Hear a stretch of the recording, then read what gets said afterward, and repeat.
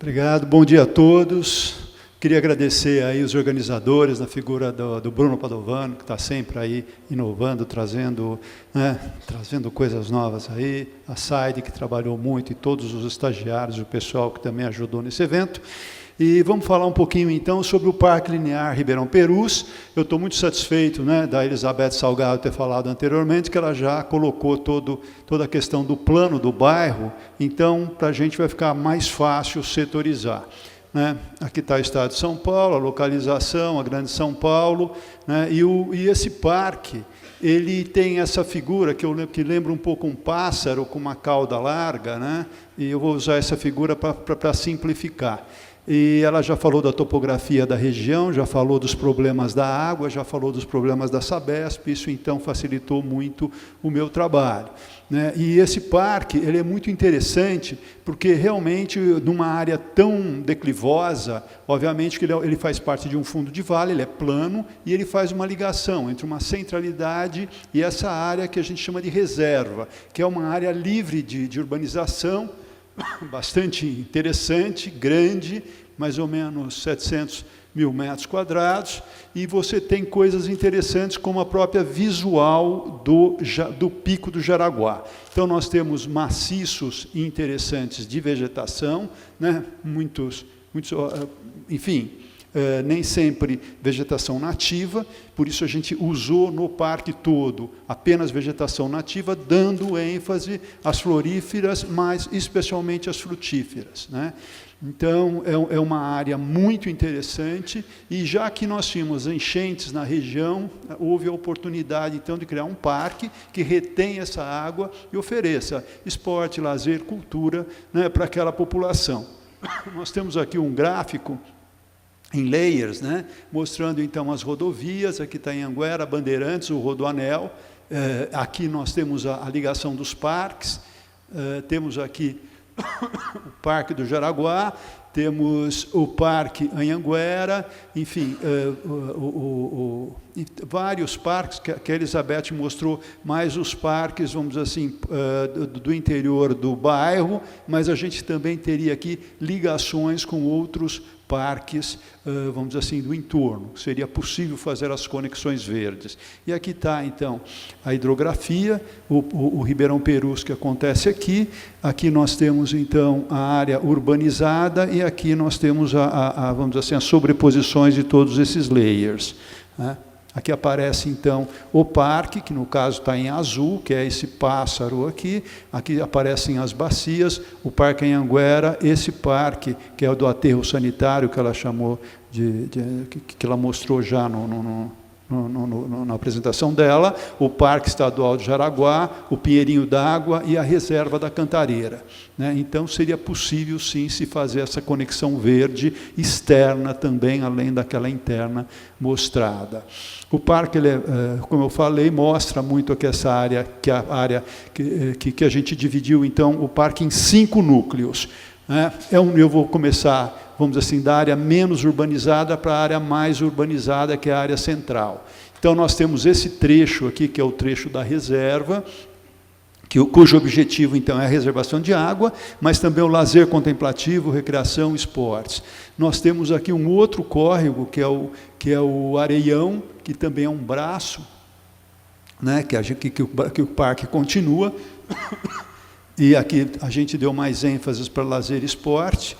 E aqui nós temos o que chama de junção, que é a junção entre a reserva e o Areião, que a gente chama, então, de junção. Depois nós temos o trecho que a gente chama de Girassóis, que é o bairro, que é a comunidade que tem ali, e depois nós entramos mais na área central, onde existe um CEL, que é um centro educativo, aqui da prefeitura.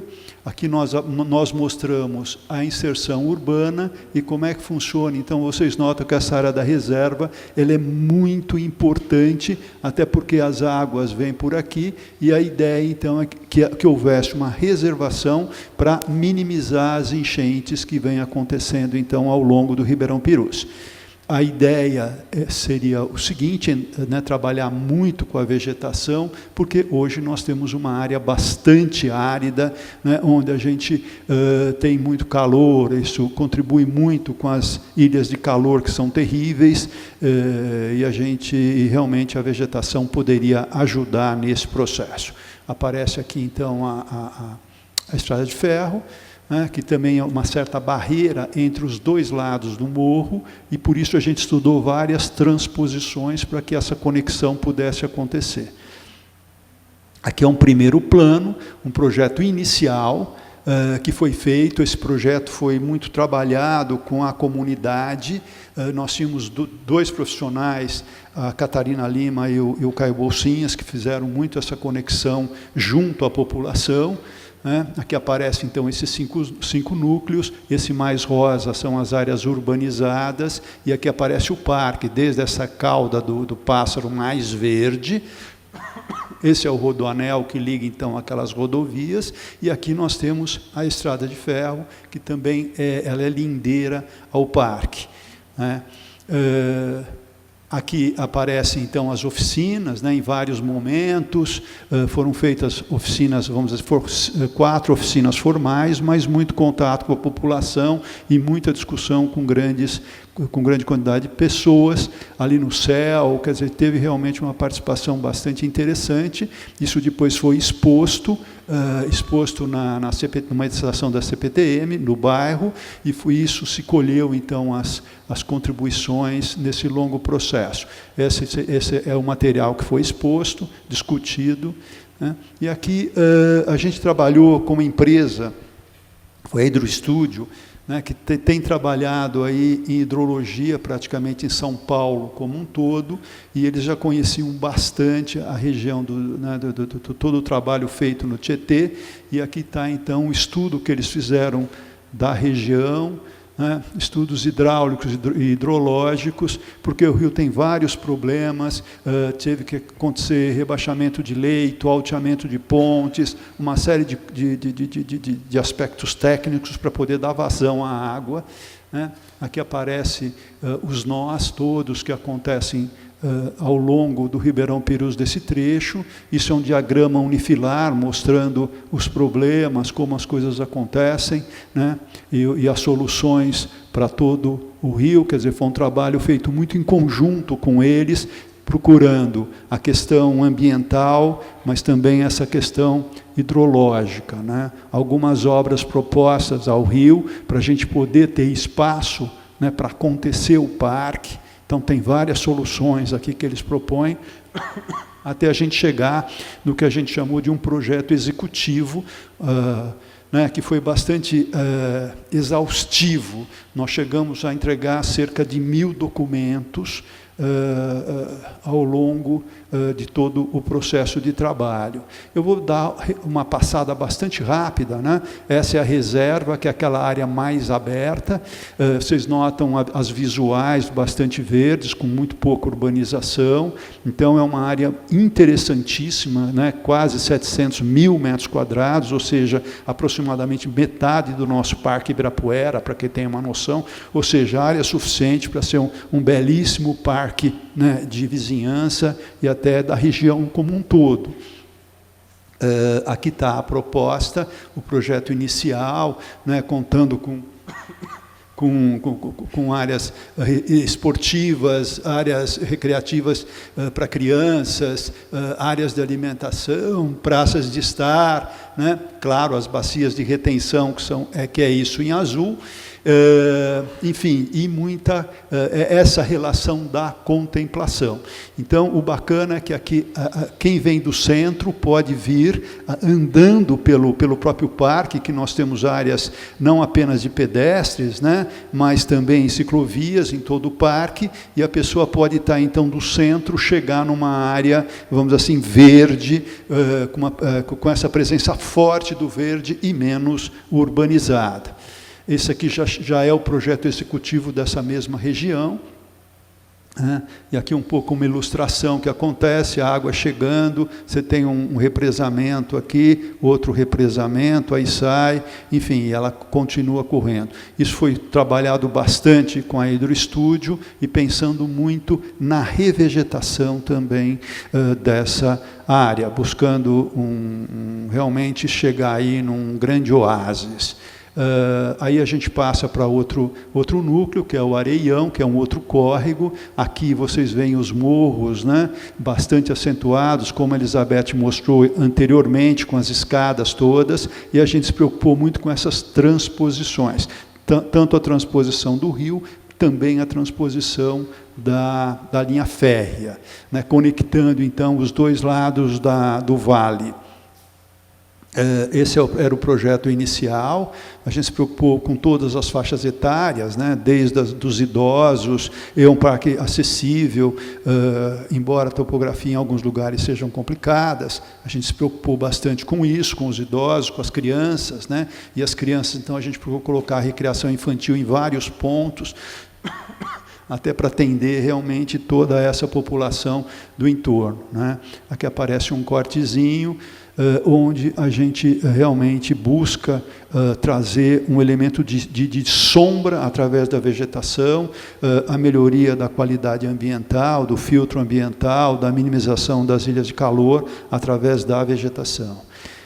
Aqui aparece já o projeto executivo do Areião, da zona do Areião. O Areião tem um prédio administrativo, onde existe uma passarela que também cruza um trecho desse córrego. Aí nós já passamos para a área da junção, que tem aqui alguns galpões. Então nós temos uma área também relativamente pouco urbanizada, ou seja, com moradias. É uma área que tem mais galpões, umas pequenas indústrias, tal, e aí o parque se espraia um pouco mais. Então aqui está a junção, o projeto inicial, né, da junção. Aqui já passa para o projeto final, e aqui nós temos um centro de educação ambiental, e aqui áreas de transposição, áreas esportivas, recreacionais. Essa é mais ou menos uma imagem da área da junção. Vocês vejam que é uma área já que tem mais características verdes, aqui a área mais urbanizada e a transposição para fazer essas ligações. Passamos para o Girassol.